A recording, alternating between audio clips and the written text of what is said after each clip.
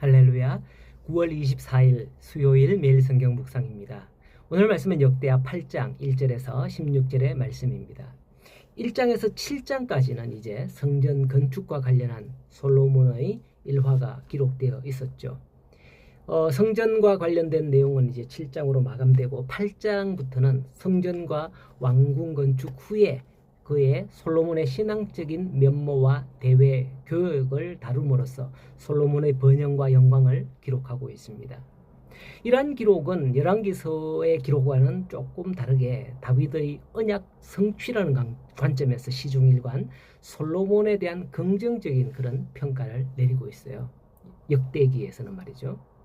2절을 보면 후람이 솔로몬에게 되돌려준 성읍들을 솔로몬이 건축하여 이스라엘 자손들이 거기 거주하게 되니라 라고 하는데요. 같은 내용을 기록한 열왕기상 9장의 말씀을 보면 솔로몬이 성전 건축을 도와준 후람에게 갈릴리 땅 성읍 20개를 주었다라는 기록이 나옵니다. 그런데 후람은 그 성읍이 마음에 굉장히 안 들었어요. 그래서 가불이라고 부르고 솔로몬에게 다시 돌려준 거예요. 그런데 본문에서는 후람이 솔로몬에게 되돌려준 땅이라고만 기록하고 있죠. 사실 우린 열왕기를 보면 이게 어떤 땅이구나 아는데 말이죠. 자, 어쨌든 그러한 땅에 솔로몬이 다시 성읍을 건축하고 이스라엘 백성들이 거주하도록 했다는 사실을 부각시켜서 솔로몬의 업적을 높이 평가하려는 그런 목적이 역대하에서는 보인다라는 거죠. 또 계속해서 보면 솔로몬이 하맛 소바를 치고 헷 족속, 아모리, 브리스, 히위, 여부스 족속 등 가나안 정복 당시에 그 족속들을 쳐서 그 땅을 회복하며 그들을 노예로 삼았다라고 합니다. 그러나 9절에 오직 이스라엘 자손은 솔로몬이 노예를 삼지 않아 노예로 삼아서 일을 시키지 않았다라고 하는데요. 그들은 군사와 지휘관, 우두머리들, 병거와 마병의 지휘관들이 되었다라고 합니다. 이스라엘이 가나안 땅 정복이 이미 끝났음에도 불구하고 여전히 이 가나안 원주민들을 다 쫓아내지 않았던 것을 볼 수가 있습니다. 이들은 이스라엘에게 이방 종교를 전염시키는 그런 장본인이 되었고 이스라엘의 가시와 올무가 되었던 것입니다. 그래서 이스라엘이 이처럼 강성하게 되었을 때야 솔로몬의 때가 되었을 때야 완전히 그들을 점령하고 노역을 시켰다라는 것이 나오는 거죠. 그리고 11절을 보면 솔로몬이 바로의 딸을 데려왔다라고 하죠. 열왕기상 3장을 보면 이와 비슷한 내용이 나오는데 솔로몬이 통치 초기에 애굽뿐만 아니라 우리가 이미 아는 대로 솔로몬은 수많은 이웃나라와 화친을 맺고 연혼을 맺습니다. 그래 그들의 딸들을 맞이해서 데려오는데요. 아마 왕비가 700, 후궁이 300 그렇게 기록되어 있는 걸로 압니다. 그때 그들은 자기들의 우상을 각자 자기 나라의 신들을 가지고 자기 궁으로 들어왔던 겁니다. 솔로몬의 궁으로. 그런데 솔로몬의 마음엔 그런 이들이 다윗 궁에 사는 게 옳지 않았다고 생각을 해요. 왜냐하면 그곳에는 예루살렘 성전이 있잖아요.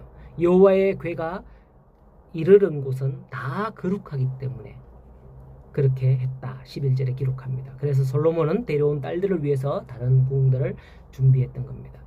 이러한 마음이 그나마 솔로몬의 초기에는 확고하게 이제 그 마음대로 있었던 것 같아요. 하지만 솔로몬의 말기에는 이 이방 여인들로 말미암아 우상의 늪에 빠져서 하나님의 큰 진노를 사잖아요. 솔로몬의 그 일로 말미암아 이스라엘이 결국 두 개로 쪼개지는 그런 결과를 낳게 되지 않습니까? 이렇듯 사람은 순식간에 넘어질 수밖에 없습니다. 그 위대한 솔로몬이라 할지라도 말이에요. 그 자세한 것은 오히려 열왕기상을 보면 더 신랄하게 나와요. 열왕기상은. 그런데 솔로몬이 그나마 쉽게 넘어지지 않았던 이유가 뭘까? 그걸 오늘 본문에서 생각해 볼 수 있어요. 그것은 바로 12절 이하의 내용에서 볼 수 있는데요. 솔로몬이 모세의 명을 따라서 매일의 일과대로 그리고 안식일과 초하루와 정한 절기를 반드시 지키도록 했으며 아버지 다윗의 규례를 따라서 제사장들의 반열을 정하여서 섬기게 하고 레위 사람들에게 직분을 맡겨서 찬송하고 수종하고 문지기로 하고 이렇게 해서 그들은 15절에 무슨 일에든지 왕이 명령한 바를 전혀 어기지 아니하였다라고 합니다. 아주 순리대로 착착착착 그렇게 했다는 거죠. 즉 제도적인 어떤 그런 틀을 잘 갖춤으로써 이것 때문에 어느 정도 솔로몬이 말년까지 버티지 않았을까 그렇게 생각됩니다. 그렇지 않다면 솔로몬 말년이 되기 전에 이미 타락했을지도 모릅니다. 어쩌면 이스라엘 역사에 보면 그러한 제도의 기초 그게 무너졌을 때에 그 솔로몬 후대 왕들을 보면 얼마나 나라가 위태하게 되는가 그런 걸 볼 수 있잖아요. 하나님의 말씀을 떠난 채 자기 멋대로 하잖아요. 네, 그러나 다시금 그 바로 서는 그런 왕들을 보면 여호와의 말씀을 따라서 성전을 수축하거나 아니면 뭐 말씀을 따라서 뭔 제도를 세우거나 이렇게 할 때에 그 회복하는 나라를 볼 수가 있습니다. 여러분들도 우리도 아무리 뛰어나다 하더라도 지금은 잘 나가지만 한순간에 어느 순간에 무너질 수 있어요. 그러나 우리가 붙잡고 있는 이러한 게 없다면 그것보다도 훨씬 속히 무너지지 않겠나 그렇게 생각을 합니다.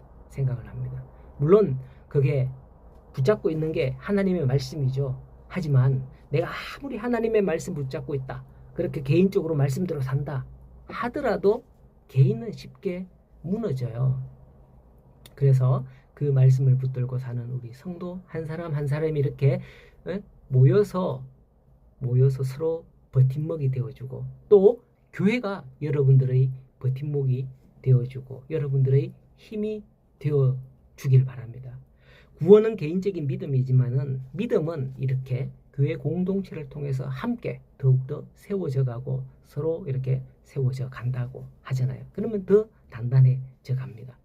함께 신앙생활하는 우리 교회 공동체를 믿고 의지하는 그런 성도들이 될 수 있기를 바라고 또 서로 소그룹 나눔의 그런 마음을 터놓고 이야기하는 그런 모습을 보면 참 우리의 믿음이 어느 정도구나 이렇게 믿음이 이렇게 해야 되는구나 이런 것도 새로운 결단과 각오를 그런 간증을 통해서 다질 수도 있잖아요.